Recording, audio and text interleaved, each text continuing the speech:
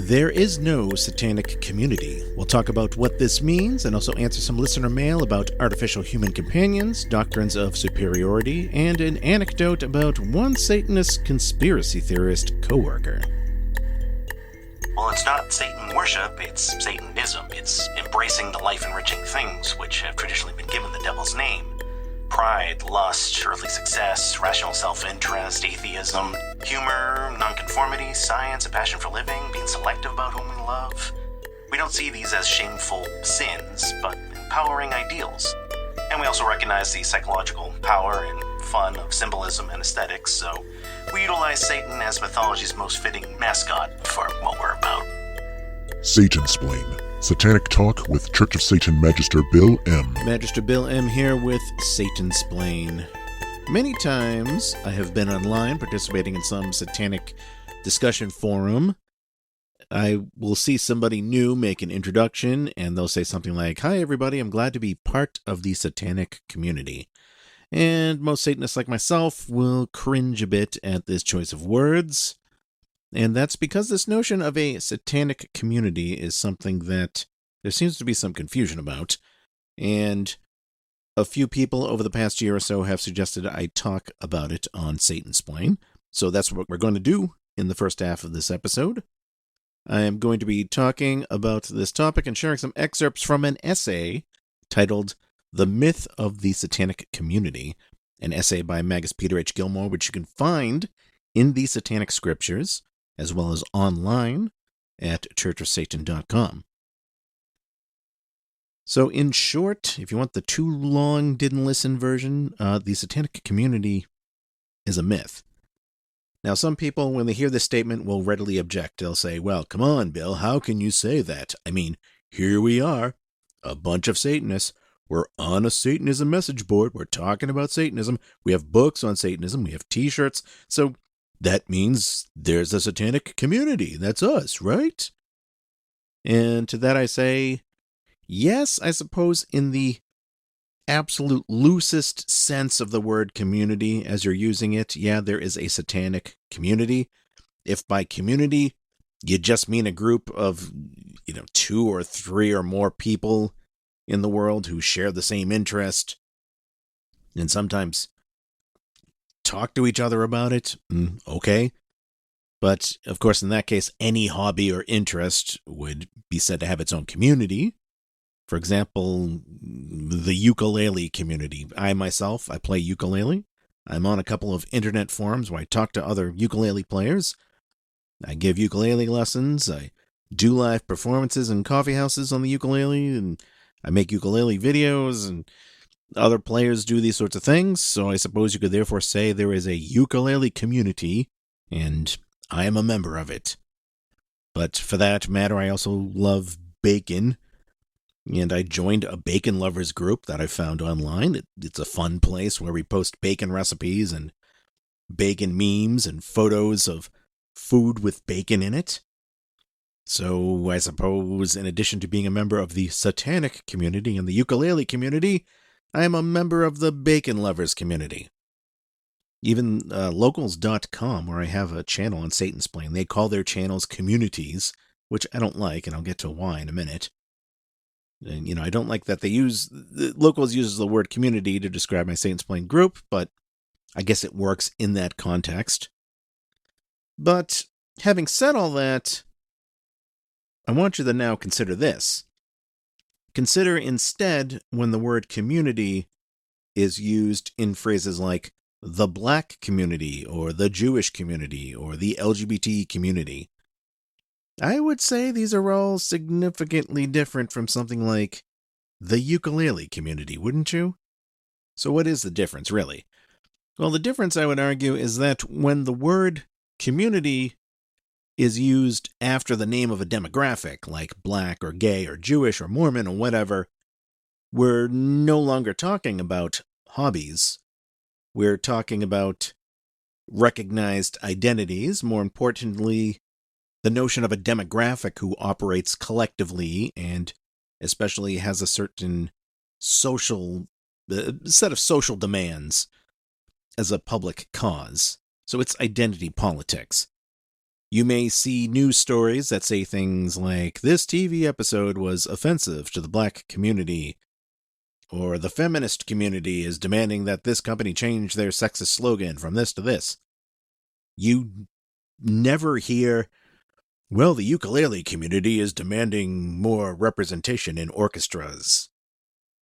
Or, you never hear, this vegetarian poster offended the bacon lovers community today. Now, consider the term Satanic Community. Is there a satanic community in the same sort of sense as there being a black community or an LGBT community, Jewish community, etc.?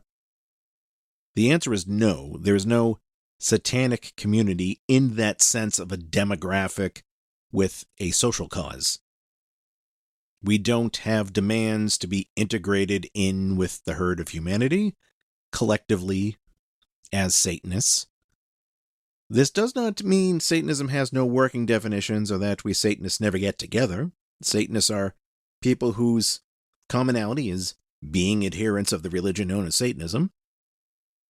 And many of us get together with other Satanists now and then, whether it's to talk or to ritualize or just to hang out. There is a market of products made by and for Satanists, like podcasts, books, jewelry, ritual tools, or whatever. We have the Church of Satan, an organization which, as I've said before, has an external purpose in being a go-to source for the world on what is and isn't Satanism. And it has an internal purpose in being a place where those of us who sincerely get the idea of Satanism can affiliate and network with other Satanists. But once again, we as Satanists are not demanding social acceptance and equal representation as a religion. In fact, the notion of that is just so absurd for multiple reasons. We are Satanists. We are part of an adversarial religion. And that's what Satanism means, the adversary. We didn't name ourselves after mythology's most notorious bad guy character just to turn around and demand to be a visible, equally represented part of society. We are exclusionary. We are not inclusionary. But besides being adversarial, our philosophy is one of individualism, of egoism, which is to say the individual is more important than the collective. Some people like to twist that around, especially if they're new to Satanism, and think, well, if it's about individualism, I can do whatever I want, and Satanism is anything I want. No, that's not what it means. So, again, individual over the collective. So if somebody were to claim the Satanic Community demands this and this, like, what would that even mean? It makes no sense. How the hell do you know what I want as an individual? You don't know me. You do know that I'm a Satanist, which means that if you do understand Satanism, you know that my philosophical stances are this and that on certain things. So, sure, you may be able to speak for me insofar as you can describe what my religion entails and doesn't entail, and the philosophical convictions that go with it, again, provided you understand the topic of Satanism. But you don't really speak for me beyond that. And likewise, as a representative of the Church of Satan, I can only speak so far as Satanism. I can't speak about your own individual interests as a Satanist, as an individual human. And likewise, you don't know what my specific demands may be from other people or society at large, and they may not match yours, even if we're both Satanists. But Bill, it's December, and in front of City Hall there's a nativity scene, and that's a public endorsement of Christianity. That's a violation of separation of church and state. That's unconstitutional. The Satanic Community needs to rise up and demand it goes away. Okay. Well, if a nativity display offends you, that's your problem, not mine. Maybe I don't give a shit about it. Maybe it's a battle that I don't think is worth my time. Maybe I'm far more concerned about the zoning bill that's being discussed in City Hall rather than the decorations outside. Maybe this bill could affect my life and well-being much more than some tacky plastic light-up statues of baby Jesus and a cow. But if for some reason you do want to fight something like Christian lawn ornaments, I'm sure you can find some more effective way of doing it. Maybe you can get a group like the ACLU or Freedom from Religion Foundation and, get them involved. Maybe not as an out-and-out Satanist, but as just a citizen of that city, citizen of your city. You can maybe talk to City Hall into, moving the display to somewhere else, like in front of a church, where it won't be on public land, and Christians can make the display even bigger. I mean, if you're a Satanist, why not employ some kind of manipulation like that, making the Christians think they're winning, when in fact you got what you wanted, the displays off public grounds. In any case, it sounds like a better strategy to me than trying to fight a nativity display as a public cause under Satanism in the name of the Satanic Community. Besides being inherently contradictory for the reasons that I mentioned, such as the fact that you don't speak for all Satanists, trying to use Satanism as a cause is just not going to help. No Christian is ever going to say, oh, well, gee, if what we're doing here in public offends Satanists, then we'll just back off and stop doing it. After all, we wouldn't want to offend the people that we think are worshippers of the villain of our religion. No. The argument for religious plurality does not work against people who precisely do not believe in religious plurality in the first place. Feel free to rewind this part of the show and listen to that previous sentence. No, they're going to say, you're some devil-worshipping asshole and we're not going to cave in on your demands. And now that you tell us there is a satanic community in our town, well, it means we're going to have to double our efforts in spreading Jesus everywhere. So, yeah, good going. Aside from all that, I would argue that if you call yourself a Satanist but you're going to whine and complain and play the offended victim card, especially for stupid things, then you're probably in the wrong religion. And don't even get me started on Kevin Soling and his cult of idiots who think the solution is to set up a satanic nativity scene, demanding it be all religions or none. Well, first of all, we don't have nativity scenes in satanic ritual. Satanic ritual isn't just copying whatever Christians are doing in public and then doing a devil parody of it. Second of all, like I said, it's just enraging religious people to be more religious. And when I explain all of this, sometimes I get, well, I guess you're right, but I still think it would be funny. Okay, well, as a Satanist, I'm not going to do something that isn't representative of my religion at all against something that isn't bothering me just to entertain you. The people who aren't even Satanists sometimes tag the Church of Satan, saying hey, Church of Satan should do this, like some parody, and we're like, no, we're not the punchline to your political argument. Go away. Also, if you're doing something just for the cheap thrill of pissing off Christian grandmothers and don't really care how accurate or effective the whole thing is, then I would say what you're doing is not Satanism. If you just want to prey upon and parasitically feed off of other people's emotions and stamina, well, we Satanists have a name for that behavior. If you'd like to read more about this, see the chapter in the Satanic Bible on psychic vampires. Once again, as Satanists, we operate as individuals, not as an entire collective. If you see a news headline that says Satanists are publicly and collectively demanding something, or this thing is for the Satanic Community, then you know the people making those demands are not Satanists. Now, one final thing I would like to say before I read some relevant excerpts from Magus Gilmore's essay. Besides the term Satanic Community, I've noticed a similar thing happens with the word satanic followed by the word brother or sister. So, for example, I'll be on a message board and see, "Hail to all of my beloved brothers of the left-hand path."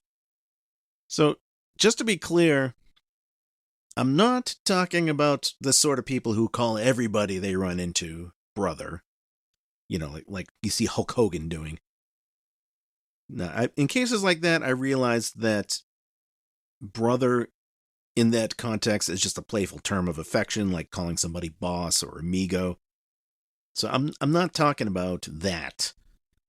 I'm talking about the people who address me as a satanic brother in a way to imply that by mere virtue of us both being Satanists, we're somehow in a sacred fraternal order, that we're automatically friends and have loyalty to each other as individuals. That's not how Satanism works. Sorry. But for more on that point, I suggest you go to churchofsatan.com, go to the theory practice section, go to the Great Minds essays, and there you can read Magister Michael Rose's essay titled Satanic Brotherhood? Speaking of essays, here are some excerpts from The Myth of the Satanic Community. The Internet, that ultimate means for the spread of mediocrity, spans the entire globe, and it has, for good or ill, a satanic presence.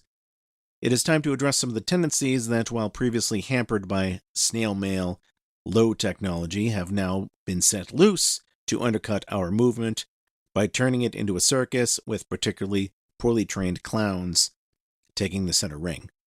So just to pause the essay for a moment here, this was the original version of this was from 2000, and it's been refined a couple of times. But as you'll see, a lot of what's said still applies today, even if the internet is far from being a new thing. The use of the adjective satanic with the noun community is oxymoronic. Why? The process of creating a community implies that its members come out into the open and become quantifiable, defining and exposing themselves. This technique is almost always used by an assemblage of people who want to claim some form of victim status, who want to whine that they are oppressed, and thus agitate for some form of quote-unquote special dispensations for their members. This idea is anathema to Satanists and contrary to Satanic principles. Recall Anton LaVey's dictum that the Church of Satan must remain a custard that can't be nailed to the wall? While our philosophy is made abundantly clear and all of our literature is publicly available, the organization itself remains largely hidden. There is power in mystery, and it serves us well should some form of organized anti-Satanism actually gain political or social power. And just to pause the essay again, if I could interject here, doing public stunts as pretend Satanists to needlessly enrage Christians is probably a great motivator for those types of Christians to want to make some kind of organized anti-Satanism movement. Continuing with the essay. So here's a simple fact. There is no satanic community, nor should one ever exist. Please reread the previous line until it begins to sink in. Satanism is a very unique philosophy which has spawned an even more unusual movement and an organization, the Church of Satan, which has found a means for facilitating the interaction of a membership comprised of radical individualists. It is, in an apparent paradox, that is a third-side synthesis and organization for non-joiners. The structural basis for the Church of Satan is the cabal concept. It is maintained, for the most part, as an underground cell system of individuals who share the basis of the philosophy created by Anton Szandor LaVey, but who find very unique ways of applying this philosophy towards their own personal goals. Above the surface, you might see some spokespersons, but like an iceberg, most of our membership remains hidden in the murky depths.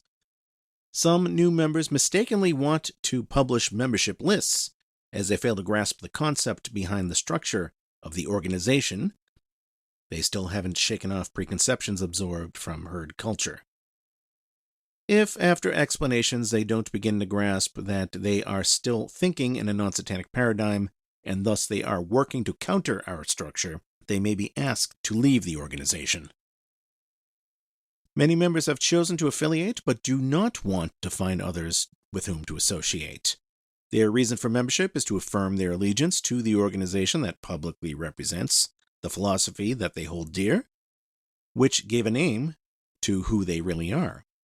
These members do not interact with other members, they don't seek out fellow Satanists, they remain underground and pursue personal goals. We support these valued members who are non-joiners, and their commitment remains strictly confidential. Other members may desire to locate others who share particular passions, not just an interest in Satanism per se. Due to the ease of finding other like-minded individuals provided by current communications and social networking technologies, the intelligent Satanist has every means at his disposal to do this on his own. This last group of members, it should be noted, is a very small percentage of the total organization. So, all of the needs and desires of our membership are covered. Satanists are amazingly diverse individuals, and they may share very little in common beyond the fact that their approach to living leads them to all adopt the label Satanist. This is the reason why we do not have large gatherings of Church of Satan members, nor do we have conventions of any sort, as this group of individuals would never get along with one another en masse. And to interject here for more information about where, when, and why we do get together as Satanists, I would say check out episode number 17 of Satansplain. Look at the evidence for this in the ghetto of online Satanism, which is a very small subset of people who call themselves Satanists. This bunch is the most contentious and cantankerous collection of curmudgeons ever seen in one place. So the very idea that these people could ever work together as a community is completely naive. Misguided idealism rather than satanic pragmatism. Satanists by nature follow their own tastes in such areas as politics and aesthetics. They have very uniquely personal hierarchical systems of values that are not necessarily congruent with those of other Satanists. I have met and corresponded with thousands of Satanists. I know this to be a fact. There are certainly some common threads which can be deduced by considering the principles that undergird the Satanic Bible: love and respect for animals, a desire for swift justice, and an aesthetic sense that demands that things rise above the mediocre are but some of these. When obsessions other than a shared interest in the philosophy created by Anton LaVey do match, then Satanists can develop very passionate friendships and amazingly potent partnerships for attaining mutual goals. But just because two people call themselves Satanist does not mean that there will necessarily be such common denominators. Thus, to attempt to make this very loose and shadowy assemblage into something resembling other existing communities would mean disregarding the core principles of Satanism as a philosophy. Satanism as a movement would then become just another typical social device for human herding. As LaVey expressed his contempt for people who demonstrated the huddling instinct, explaining that it is a certain indication that they weren't Satanists at all, just sheep who want to pretend to be goats. He was right, and we are constantly treated to displays of satanic wannabes parading around with websites and quote-unquote organizations, using our symbols and literature as a means for attempting to gain attention for themselves, while ostensibly claiming to want to be helping Satanism as a movement. Well, we say thanks, but no thanks. We don't need amateur help, particularly when this help demonstrates that the amateurs don't grasp these very basic principles. And so that is just an excerpt from the essay Myth of the Satanic Community. There are many other relevant points brought up and addressed in the essay, but I just wanted to read those main points for you. Let's take a break and then get to some listener mail. You are listening to Satansplain. You are listening to Satansplain, real satanic talk with Church of Satan Magister Bill M. For questions, comments, and correspondence, send an email to bill@satansplain.com. Do satanic cults lurk in the shadows? Can memories of satanic ritual abuse be repressed? Do exorcisms really drive out demons? And are those demons always possessing Zach Baggins? I'm JD Sword, the Satanic Skeptic. Join me on The Devil in the Details as I examine these questions and more, bringing a skeptical and satanic perspective to the paranormal. The Devil in the Details, available on Apple Podcast, Google Podcast, Spotify, and more.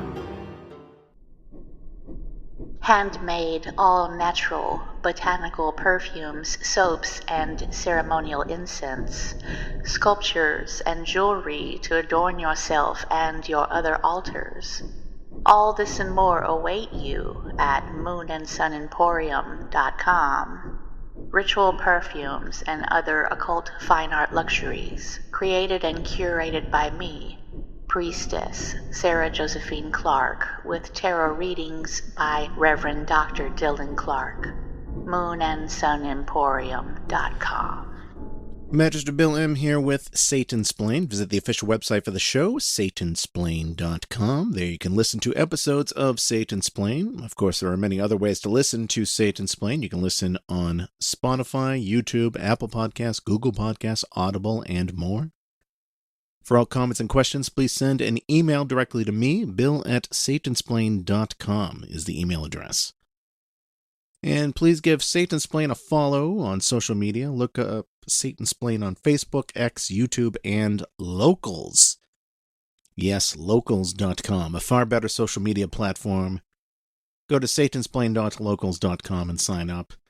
If you like Satansplain and would like to show your support, please consider being a monthly supporter on Satansplain. You can go do that on satansplain.locals.com. You can also visit our merch store and get a Satansplain t-shirt, a coffee mug, and other items. That's at store.satansplain.com. And I want to thank everybody who has signed up as a subscriber on Locals, a paid subscriber, and or has bought anything from the merchandise store. This helps offset the costs for making and distributing Satansplain. And one of the other items you can get at the Satansplain store are items featuring Dr. Vincent Schitz, PhD in Satanic Memes. You see, that's the name of a memes page that I run on Facebook. And one of the recurring gags on that page is called Hits with Shits. That's when we take those crazy messages we get from people from Nigeria asking how they can join the Illuminati. And instead of explaining that there is no Illuminati and that merely becoming a Satanist won't make you a billionaire, we just respond to these people with lyrics of 80s pop songs. And they have no idea what they're reading, but it sure makes for some funny screenshots. I talked all about this a couple of episodes ago when we had a discussion about the Dr. Schitz page with a couple of other folks. And the reason I bring all of this up is that one of the things I mentioned in that episode is that I gave a shout out to Reverend Jeff over at Radio Free Satan's The Metro. That show is a retro 1980s show, and I said, hey, Reverend Jeff, here's an episode theme for you. Take all of those songs that we used for Hits with Shits and put them into an episode of The Metro. Make that your set list. Well, sure enough, he did that, and you can check out that episode on radiofreesatan.com. Episode number 719 of The Metro. Well, enough about me. Let's get to some listener mail. I have a satanic anecdote from Jacob, which of course means it's time for a Satanecdote. Cue the Satanecdote theme song. Satanic anecdotes. Satanecdotes. Jacob writes with a story that happened a few years ago. He says, I was working on the road for a company that did boiler making. Fairly new to the company. Many people, including myself, come from the Bible Belt in Deep South area. While I was tasked with rigging up parts of the boiler to the upper floors, I was paired with an older man who shared many interests of mine, including firearms, camping, and other outdoor activities. Somehow the topic of the Illuminati, cults, and Satanism got brought up. No one at this company knows of my religion, even though I am not excessively open about it. I do not hide it. My wedding ring has the Leviathan cross on it. I also have a Leviathan cross and sigil Baphomet tattoo on my forearm. That being said, this coworker started talking about conspiracy theories he thought he knew to be true, and about the Illuminati, and how they're in control of everything, and the world is run by Satanists who seek to destroy the nuclear family, blah blah blah. I let him go on and on, shrugging off what he said as to not freak him out. That is, until he said, did you know that if a Satanist asks you if he can kill you, then he can, according to his religion?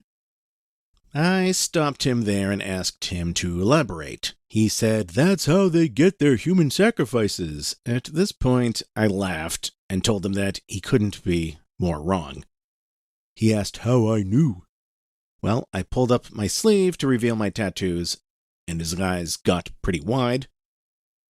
But he then asked me about the tattoos, and I told him, yes, I am indeed a Satanist, and I gave him a basic description of Satanism.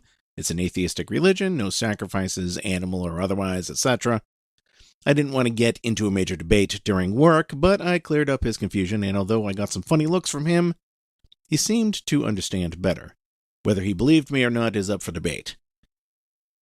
So that concludes the Satanecdote. Thank you, Jacob, for that Satanecdote. This next email is from Nicholas. Nicholas writes, "Hello, Bill. I was hoping for some insight from a fellow sci-fi fan about a topic I've been tossing around in my head. You have mentioned you're a fan of Westworld, a personal favorite of mine as well, so I hope that an appreciation extends to the atmospheric Blade Runner. This general question pertains to artificial human companions, and how far, if ever, is too far. In the universe of the film, artificial humans are called replicants, and they're used for slave labor, among other things. Two of the main replicants in the movie are Rachel and Batty, played by Sean Young and Rutger Hauer, respectively. The former, a woman under the impression that she is not a replicant due to false memories that have been planted, and the latter, a man who knows he is a replicant, in part because of the real memories of horror he's witnessed. Both of these artificial humans live and want to live as legitimate people with autonomy, falling in love, and fighting for a longer-lasting life. To keep it as brief as I can, I suppose my question is this.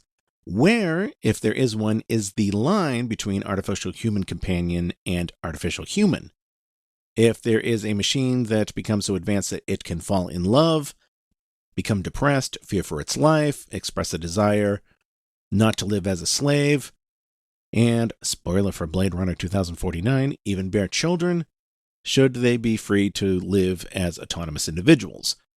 Was Batty justified in his desire for freedom and a long life, or was he nothing more than a defective robot? I'd like to hear your thoughts. So I wrote back to Nicholas, regarding artificial human companions, or AHCs for short, I talked more about this topic in Satansplain episode number 20. The development of AHCs is, of course, part of Satanism's pentagonal revisionism, and I think it was in that episode I pointed out that one of the big reasons that it is in that list is not just the whole taboo of playing God, although that fits nicely into it, but I would say it's because artificial human companions render a lot of moral dilemmas irrelevant. So there are people, for example, who have a need for sexual release with another human, or maybe some sadistic need of power over another person. But with all those sorts of activities come the moral questions of how humans are supposed to be treated, or what kind of compromises have to be made by both parties, such as how much time one is obligated to spend doing what. However, if you find an artificial means of achieving whatever it is that's desired by a use of an artificial human, then you are not involving real humans who may not wish to be involved in whatever it is you're doing, and the ethics of human-on-human treatment therefore become a non-issue in those scenarios. Now, as for this notion of the android who becomes alive or becomes more human and demands some sort of moral treatment like a human, that's a concept we've seen show up in a lot of sci-fi movies, not just Blade Runner. There are movies like Bicentennial Man, and even the comedy movie Short Circuit, for that matter. But I don't see how that really plays a role with artificial human companions in the satanic sense, because making them like humans with all of the obligations one has to give to humans is kind of defeating the whole purpose. I guess to make an imperfect analogy here, it's like the cords they sell for attaching your cordless headphones together. I mean, it just defeats the whole purpose. I was once wondering what sort of person would buy cordless headphones and then buy a cord to go with them instead of just buying a pair of corded headphones. And then I realized, oh yeah, the same sort of hipsters who wear contact lenses, but then also wear those empty eyeglass frames for looks. Anyway, I've got another message here from, this is from TN. TN was asking for some elaboration on this particular quote from Anton LaVey. And this quote appears as an isolated quote near the end of The Devil's Notebook. The quote is this: "After an inferior man has been taught a doctrine of superiority, he will remain as inferior as he was before his lesson. He will merely assume himself to be superior and attempt to employ his recently learned tactics against his own kind, whom he will then consider his inferiors. With each inferior man enjoying what he considers his unique role, the entire bunch will be reduced to a pack of strutting, foppish, self-centered monkeys gamboling about on an island of ignorance.